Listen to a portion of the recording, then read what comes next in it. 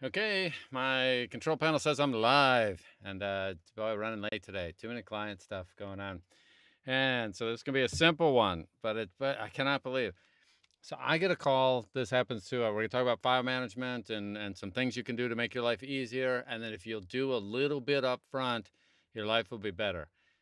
Simply because I get a call after somebody's been doing this a year or three, and all of a sudden their machine isn't working right, and sometimes it seems like the software isn't working right, so they can't save files. So there's a whole bunch of little details that you want to keep track of. Actually, there are a few simple details that if you keep track of them, life will get a whole lot better, and you can be way more organized, and you do not have to.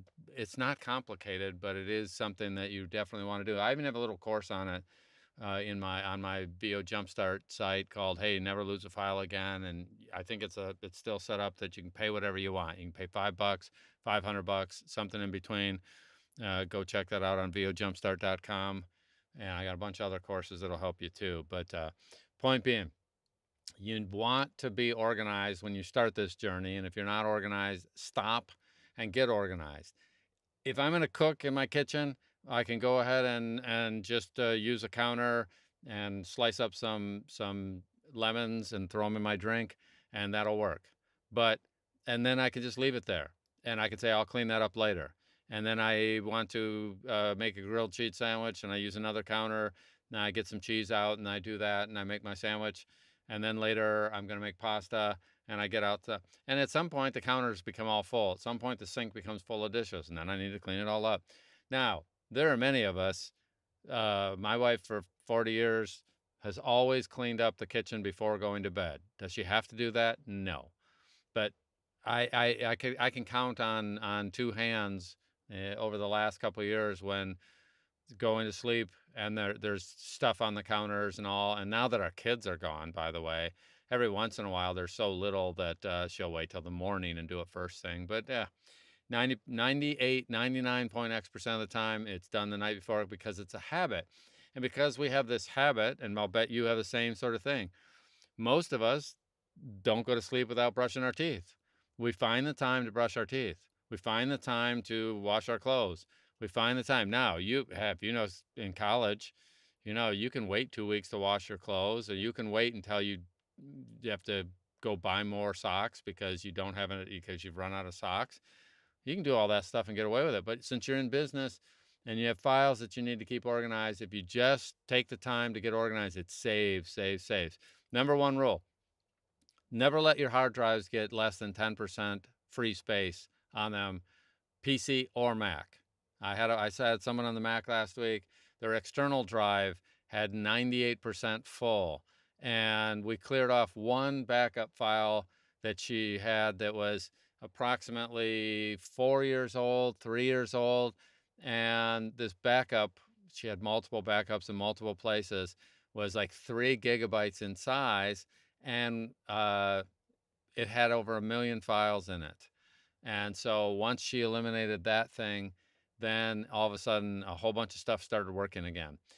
And so yeah, that was an extreme case, but that drive got so full that then she was trying to copy other things to the drive and it wouldn't always copy properly. Drives need some free space. Okay, so check your drives, make sure they have some free space. Then number two, you are in charge of your folders, and you need to get comfortable with the fact that you have folders inside of folders inside of folders inside of folders. Okay, it's a pretty simple concept there, and you can do it. By the way, you can ask questions during this. You can go to the chat. You can throw something in there if you choose to. It'll show up on screen, and I'm happy to answer it. But you have folders inside of folders. So first thing, I'm going to show you what not to do. I've seen this, and this is probably a bad way. I called it dumb structure. It really should be. I should rename that. That's not very nice. Let's call it less than ideal structure. And so now I have this file. Let me zoom in on that so you can see it there. Yeah, less than ideal structure. Okay. And I'm going to take a look at that. And I've seen this and I just don't understand it. So maybe I'm missing something, but you go into this and now I've arranged these by date. So, and I didn't even, this is just an example. So obviously, if I had kept going with this less than ideal structure, then I could have a file. I would have a 2021. I would have a 2022. I would have a 2024. Oh, let me do that. So yeah, you can see that there. I would have all these years, and then within the years, but it's like, why? It makes no sense to do that. Why doesn't it make sense to do that? And you'll see, I've seen some people promote this. It doesn't make sense because the computer within all the folders is really, really good about organizing by date and time. And you do not need to segregate them at all because you can sort by date and time. You can search by date and time. You can do that all on your own. So I'll just call that less than ideal structure. Calling it dumb structure is less than ideal. So we'll leave it as not as good. And here's what you need to do. On any drive that you wish, so let me give you an example that Studio One has a folder called Cleverly Studio One. And within it, they have a folder cleverly called songs and then you can put stuff all in this song folder. And that's fine. That's its default. But there's nothing magic about that folder. That's just the default. It had to do something. And so they set that up as the default. Almost every product has a default folder. Do you need to do that? No. And most of the time you shouldn't. Here's the kind of thing that you want to do. I'm going to go to my D drive. By the way, PC or Mac. If you're on the Mac, be sure to turn on the path. Go to the Finder, and in the Finder menu, View, and turn on the path bar. So you can see this, where you can see folders and create a folder, and you can even steal this. If you have nothing else, steal this. I cleverly created a folder here. I'll zoom in here, and I called it audio. I don't know where I came up with that, but I have audio. And then within audio, I have something called audiobooks, and I always have just these kind of minimum things. Audiobooks, auditions, some people might want to call it down. If you have demos, you can create a folder for all your demos. You can have things for a specific, if you work with a service, if you are on voices.com or you're on Fiverr or you're on ACX, if you have then you can create something just for those sites that you're on. You have something for VO projects, voiceover. You might just call it voiceover. These are two examples of the same kind of thing. You can use anything you want, but the point is that you have a folder for all your voiceover things, a folder for all your audiobooks, a folder for your demos, a folder where you keep auditions if you want to keep them. And that way you're starting off with some organization. And what you'll notice is, let me go into the audiobooks folder. So in the audiobooks folder, I have some audiobooks. If I have fun book, then yeah, look at it. It has a whole bunch of stuff here that are different books that are set up in here, and they're organized. And watch this. I can sort them in the Mac, the PC. You can sort by these columns. So in this case, it goes back to, I don't know, a year and a half ago. And if I'm really on my real stuff, it goes back 10 years. All right, yeah, these are folders that I'm using now. I have archive drives that literally go back 10 years with every project I've ever done. I'm a little pack rat about that. Drive space is cheap. So if you're on your external drive, you can do that. And here's the other cool thing you can do on the PC or the Mac. On the PC, you have the ability to take things and you can put them in this this sidebar here. Unpin from quick access. It's called favorites on the Mac. I assume you know that you can take any folder you want and you can drag it over there, and then with a single click from your favorites, so here's the audiobooks one, and when I click on that, it automatically takes me to my audiobook folder.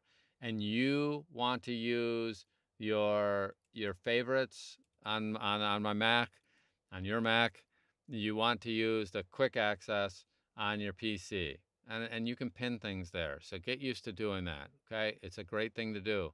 But so once you have that folder established, and in this case I have audiobooks under audio, I could put the audio folder there, but I have the audiobooks folder there. If you're working on audiobooks all the time, have an audiobooks folder over there. If you're working with voiceover all the time, have your voiceover and have your audition folder over there, or have the folder above. But you definitely want to get you comfortable with using this stuff because it makes your life easier. All right? No, I don't care.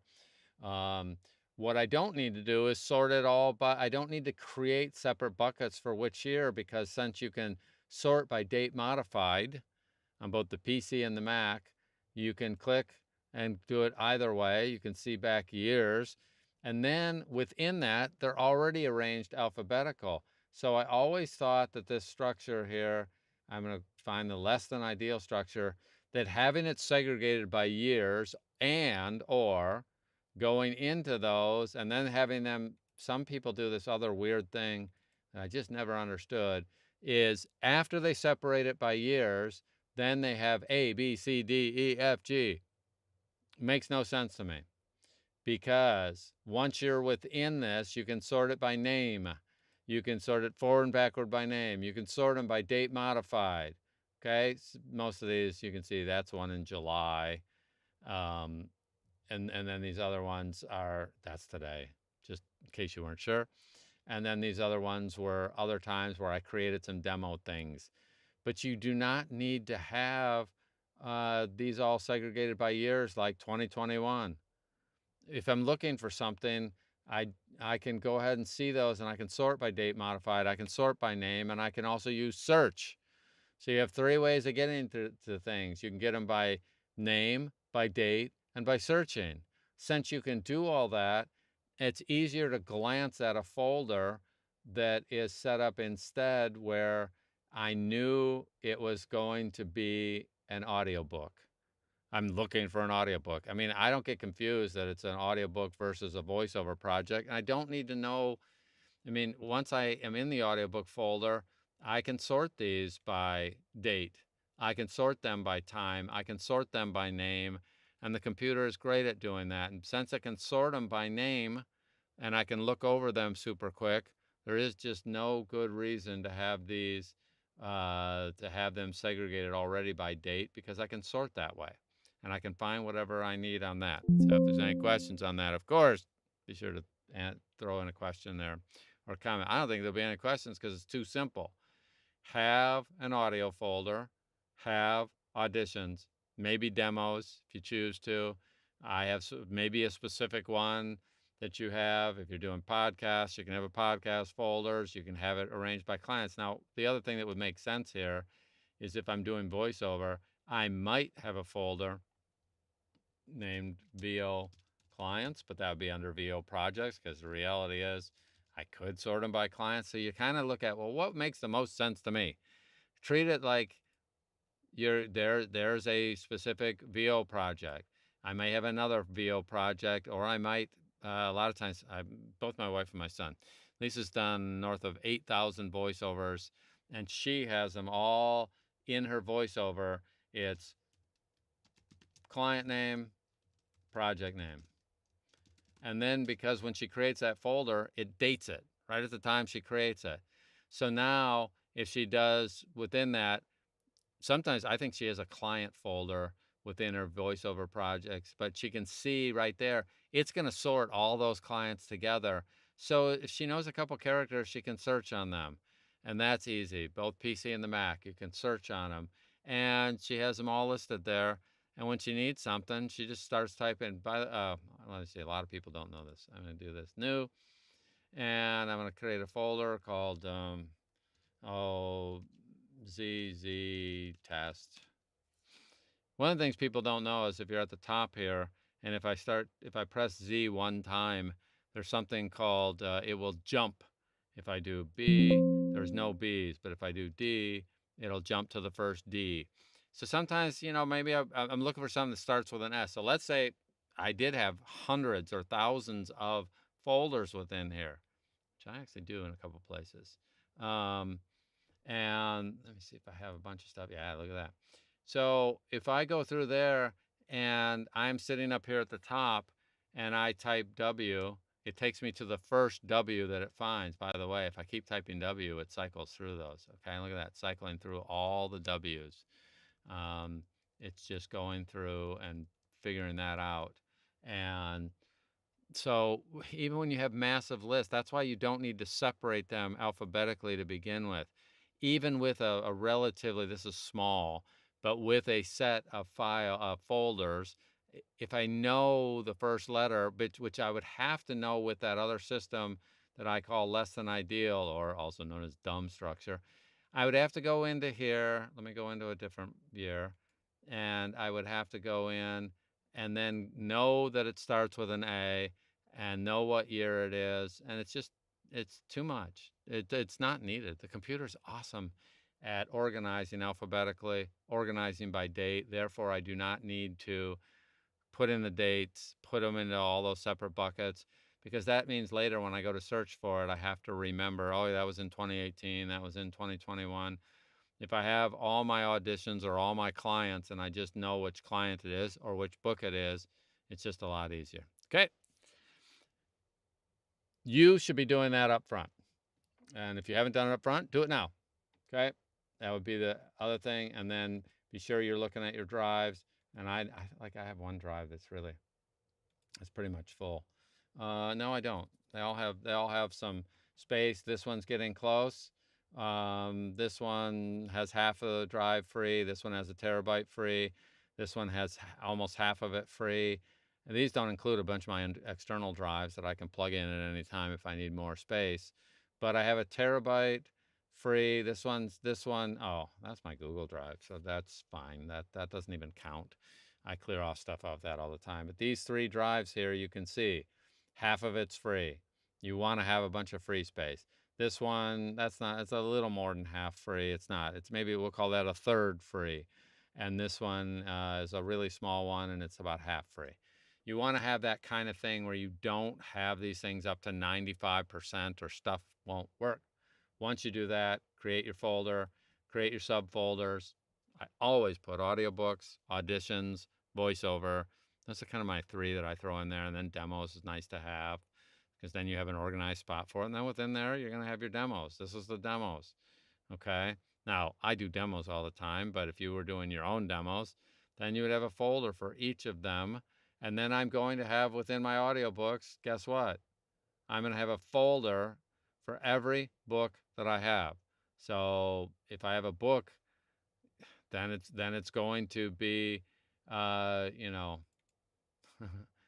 was messing around here and making samples, and I decided that Lincoln Died Here was dumb, so I put it in there. Okay, all right. Now let's see. Hey, I'm late this game. Yeah, no, finished. I have to organize my files. Everybody does, Colette. First thing, if they don't, later they will. And the longer you wait, it's like me waiting to clean up my kitchen, or when I was back in college. It's been a minute. Let's say that. And I don't do laundry for a while. There comes a point where you got to do laundry, or just go buy new stuff. That's how young dumb guys do it. I did it. Yeah, you buy extra socks because you didn't get to the laundry in time. But that's a different discussion. You want to have folders for every book, and then folders for every. I think it's safe to segregate them by different companies if you're doing the voiceovers, but a lot of times voiceover projects, if you do client name, project name, then you might have 20 in a row for the same client. But the great thing is with both the PC and the Mac, when you're looking at a long list here, as long as you're on the first one, you can type one character and it'll take you to the first of that list. And you also can sort them forward and backwards. And then when you combine that with date modified, that works absolutely fabulously. Those 2 sorts work really, really well. Okay. So you have folders for each series, the book numbers within each. Larry is a smart guy. So Colette's asking, let me highlight that. See, I can do that. So which include your audition and 50-minute checkpoints in your book folder. So see, here's the thing. Those are really going to be 2 things. You could do it either way. I have a tendency to have all my auditions in one spot, mainly because I don't know if I'll get them. Once you get them, the 50-minute checkpoint Well, let me tell you a dirty secret about that. I never do 15-minute checkpoints. What I do is chapter 1, I tell my wife, just record the whole first chapter. And then if you want, and just as long as it's over 15 minutes, you can send them the whole thing. It's just easier. Plus, or I get to a break point and I copy out the 15 minutes and send it to them. But you can send more to them. If you have an established relationship with them, you can send them 10 minutes. If you don't have an established relationship, I just like doing a chapter. But whatever, you send them, and I don't label it 15-minute checkpoint. I label it first chapter, or whatever it is that I'm going to use as my 15 minutes. I go ahead and just record that, and I give it the proper name instead of having it as a separate entity. So if it were me, and I'm sitting here and I pretend, let me hide a bunch of stuff here. Let me hide some stuff. We're gonna, that's muted, that's muted. Yeah, I'm not even gonna, I'm just gonna hide. We'll hide things. Let me get back to simple, okay? I just happen to have something open, and we'll hide all that stuff, and we'll just hide. There we go. And I should really hide I'll even hide this. I should have had that, all these. All right. I have one track. Okay, so if I'm going to do 15 minutes, this one is probably not so long because, yeah, it was this little demo. But pretend instead of a minute 40, I'll duplicate it. So now what's going to happen is now I have, I just duplicated it. So now I have 36 minutes worth of stuff, which is, not what you'd normally have. And the only thing I would do is just go here to the 15-minute mark. And if I wanted to, sometimes if it was 30, if it's close within 5 or 10 minutes, I would record the first chapter and send them 15, 20 minutes, 25 minutes. I don't really care. I do a little bit extra there. That doesn't bother me. What I don't need to do is do it as a separate file and label it 15-minute checkpoint. The checkpoint's there so that they know that would be chapter 1. Unless I needed to mix them together, and then I would just do the chapter and take out the little section I need. But most of the time, all that's going to happen is I'm going to highlight across that like that and send them 15 minutes. And I'm going to just send them that little bit that I highlighted there, 15, 20 minutes. If it's close, I just send them the whole thing. What I don't really want to do is send them a separate one, because later I have to put that together and it's mislabeled. And if that becomes chapter 1 later, it's just easier for me. Here's chapter 1. They don't know. They don't care whether it's labeled chapter 1 or chapter 472. I do that. I do the thing, send it off to them, and then go from there. But I don't create a separate track that I record the first 15 on. Just do it all like I'm recording chapter 1. If it's in chapter 1, it's chapter 1. If I'm going to send them something then I would make chapter 1 and record the part of that I want. And then every once in a while, it's pretty rare that I've gone through and used parts of one chapter and parts of another. Occasionally on a checkpoint, you'll want to do that. But it's pretty rare. It's very rare. It just has to do with if there's some voicings I want to have checked. Other than that, nope. Just send them. I nail it. Chapter 1. And then I do it. And we'll do up to the point where I think, yeah, that's enough. And then I'll stop there so that I already have the file set up. I don't have a separate one. The audition is separate. I'll keep that in the auditions folder. And the reason I want to do it in the auditions folder is I might use that for a sample later. And almost any audition can become one of your samples, or it should. And if I had an audition and I wasn't super happy with it and I want to put it up as a demo, I have a separate, I don't just use, I think the demos are going to be short enough. They're less than 5 minutes. You find what you want and you record it as a specific demo. So you can make the characters bigger or smaller than I thought I needed for this because I wanted to show something. If I was doing an accent, I can start with just the accent part of it for the demo part of it. So I'll just record the section of the demo that I want that is dedicated to that. Or if it was really fantastic, I'll just take it out of an existing thing. So a lot of options there. Let me check. Yeah. So do you do an entire book on one file and cut it later? Yeah. You've asked. So this is a question that comes up all the time. I don't do an entire book. I mean, by the way, if you do an entire book on one, I could simulate that. So I'm going to duplicate that.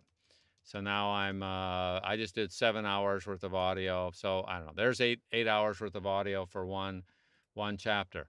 If you do it all in one, you can do that. You can put in markers and you can go through and you can divide it all up. I mean, there's 8 hours worth of audio on one screen. And you can do this in Audition. You can do it in Audacity. You can do it in Twisted Wave. You can do it. I just don't like it. First off, you're going to go in and you're going to put in markers. You're going to later have revisions. Every time I want to work on something, I'm going to need to zoom in and find it. That's fine. There are ways to do that. I'm going to put in markers. So there would be chapter 3. There would be chapter 4. I'm going to have chapter 5 is going to be right here.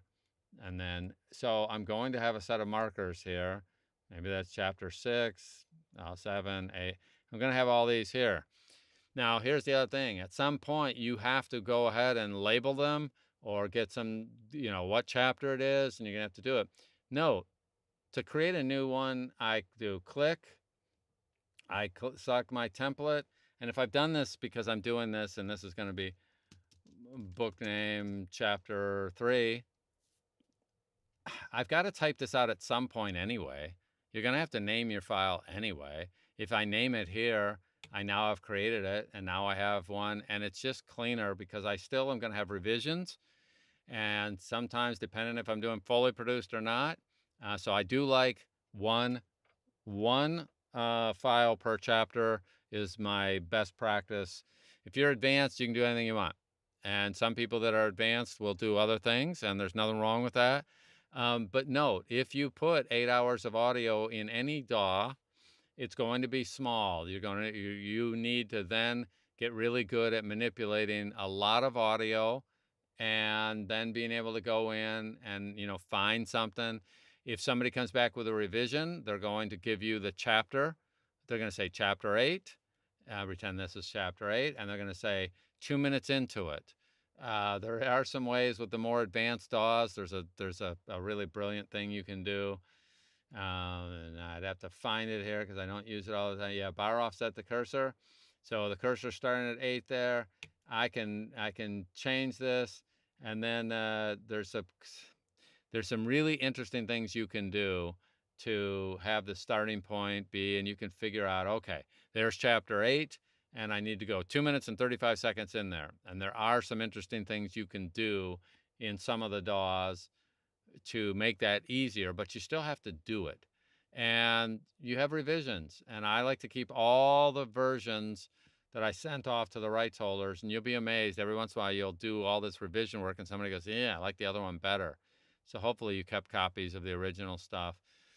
It's just easier organizationally to have multiple chapters, and you have to write out the name anyway. So I don't see it, like it's not saving you time. You have click, and then if it's going to remember the folder you were in the good DAWs. So the only thing you're doing is you're going in here and you're saying book name chapter 07. You are going to type this at some point anyway. So, and you can have these all open at once if you choose to and cycle through them. So I just don't see an advantage to putting them all in one. I have done it. I've done e-learning things where I've had, but there are like 2 to 5 minute segments. If somebody has one of those wacko books where the quote chapters are small, if you're doing affirmations, if you're doing some things where you need to divide them up, yeah, I'll do all those in one. But then they're really, really short. So there are some cases where I'll make an exception. If I'm working on e-learning, I very often am breaking them up that way. But for the vast majority, and then in Reaper, I've been doing one file for each chapter. Yeah, Larry, I think that's smart. So first thing, that's not DAW specific. When you put them all in one, people act like they save time in the mastering process. The reality is it takes a while to do that. Now they'll do it all, like they'll go, okay, master all this. But if you have a good template system, then you have all that stuff set up in advance anyway. So I will put one chapter per file. And like I said, you have to type this name in anyway at some point. And if you do these and you're creating chapters and you do one, and then you do and then you work on the next chapter, then you're doing the next chapter, the good DAWs remember what folder it was in. So if I change this to the specific book that I'm working on, and I have a specific book, and of course, I would have been in my audio books, and I'm going to create a new folder right here, and PC or Mac, new folder, and this is going to be my super fantastic book. And it'd be, obviously it would be fun too. So let's say I take my super fantastic book and I select that. So now it's remembering my super fantastic book, and then I'm going to abbreviate that. My super fantastic book, and this is CO2. Okay, this is how I do it. I actually would name it. I always have the folder name, the complete name of the book for the master folder. Now I'm going to have chapter 2 in there. And so we do that. Now, next time we create another chapter, it's simply one click. I'm going to go in here, my fantastic super, I think I did super fantastic chapter 04. You are going to have to type that chapter at some point, at some time, to get it into the final, because, like the good. So now I didn't do it. I just created that. I have both of those things, chapter 2, chapter 4, chapter 6, chapter 17, whatever. They're all going to be there. They're all in the same folder, because the good programs remember the details. Like I go back in when I'm ready for the next chapter. All I have to do is put a name. It's already highlighted there. I didn't have to do anything if I come in and I do my super fantastic chapter 05. But if I don't do this right here at this point, but I mean, at some point when I do the export, the I can have it go ahead and it defaults to the name that I put in for the chapter, for the file. That's what the export's going to be, and there's even a way to not have it add the raw there. I mean, if you do it right, I don't see the point. And I tell you, if you have 6 hours worth of audio in one, which one did I put in? Yeah. You have 6 hours of audio or 8 hours of audio, and of course I didn't need all that. I'm going to take out all the color stuff. Let's make it all one color. We'll make it, well, let's do this one. Okay. So now what I did was I took out all the color, I think. So now I just took out all the color. I'd had the color in there because I was doing a demo, and so I had that color. And now I don't have all that color. It's now all one, so it just looks like 6 hours of work. But you do have to deal with all those markers, and you have to go to different places. And when you do revisions, there's some things that come in there. But boy, I've seen some very successful people do that. So you can do it. I don't recommend it. I think there are better ways to do it, but I've seen it done, and I've seen it done very well. And I've seen some people be very successful at that. But they get very good at maneuvering around their DAW. They probably know extra keyboard shortcuts to move them between chapters, because there is a command. I don't remember what it is for the next one. It's probably Control N for next or something like that. You can move between all these chapter markers. But if somebody comes in and does certain things, then they have to deal with, okay, where are you going to put the revisions? Are they going to have revisions for all chapters in the same one? You can. So yes, you can do it. I don't recommend it. Okay. So yeah, let me see what else. Always afraid to make a change in chapter 2, which would affect timing in chapter 24. Yeah, you got to set it. So Larry has this thing that it is a thing here. Larry says, always afraid if I make a change to chapter 2, which would affect the timing in chapter. And if you're rippling, yes, but there are cases where I turn on and off ripple edit based on what I'm doing and what I'm editing, and there are cases that it should be on. That's my 90% case, and there are a few cases where it should be off. And if you do it improperly and you end up with your markers offset, there are easy ways to reset those as well. It's just simpler.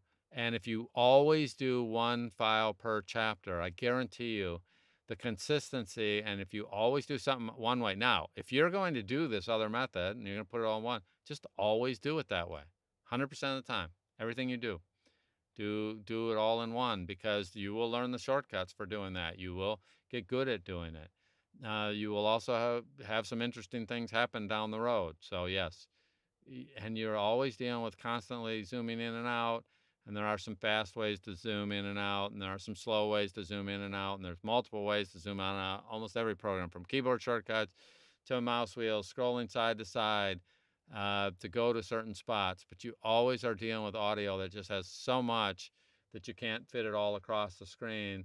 And when you do that, Now you're going to always be going in, zooming in and out. That's fine. I think it's easier to go click, go to chapter 5, click, go to chapter 4, click, go to chapter 2, click, go to whatever. I mean, I can have 10, 20, 30, 40, 60 chapters if I want, and I can click and go to each of them with 2 clicks. Click once, go to the file. I think it's easier, and it works across thousands of chapters because, and then if you have, assuming you have a template, then you have your mastering chain set up in advance, and so they're all going to be mastered the same. So this, so you don't need to have it all on one file to get the same mastering stuff happening. You can have your template have that set up, and then it works fantastic. Okay. So first, and then Colette says 1 chapter at a time is best. You know what? There are some advanced people that do it differently. I would argue they still would be more productive doing 1 chapter, but you can get really good at doing it. Okay. They're really good at zooming in. They've got their techniques for doing it. They're really good at locating things. But when it does come back, chapter 9, I missed a sentence in chapter 9 at the 2-minute and 24-second mark. Well, okay, here's chapter 9. And then I have to offset from that and find out from here where it is 1 minute and 29 seconds, whatever. And that's just some brain surgery, some that I don't need. Okay. Especially if you've got 1 per chapter. All right, Colette, that's great thing. But no, is it best? It's certainly a lot easier.